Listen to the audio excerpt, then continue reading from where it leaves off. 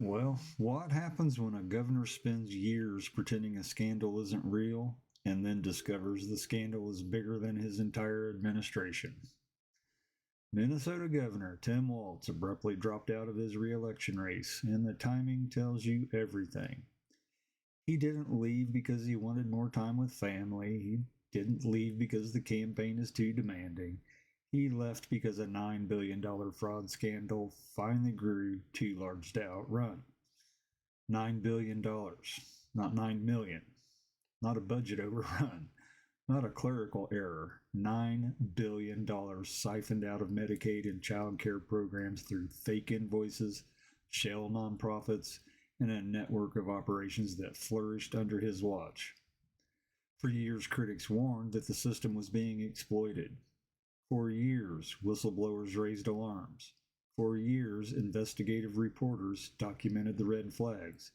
And for years, Walz dismissed it all as partisan noise. He insisted the programs were sound, the oversight was strong, and the accusations were exaggerated. Then the indictment started, and the audits landed, and then the federal investigations expanded. And suddenly the governor, who spent half a decade insisting everything was fine, announced he couldn't run a campaign and manage the fallout at the same time. It's not a scheduling conflict, that's a political evacuation. And here's the part that matters. This scandal didn't appear overnight. It metastasized because the administration refused to confront it. Agencies looked the other way, oversight boards rubber stamped reports. State officials downplayed the scale, and the governor, the man responsible for the integrity of the system, treated every warning as a nuance instead of a crisis. If this were a Republican governor, the national press would already be running multi-day specials about corruption, negligence, and systemic failure.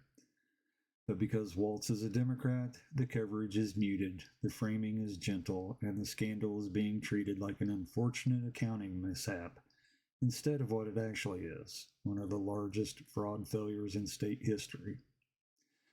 This isn't a political stumble, it's a structural collapse, and Walz didn't step aside to focus on governing. He stepped aside because the scandal finally grew larger than the office he held. Dispatches continue at 3.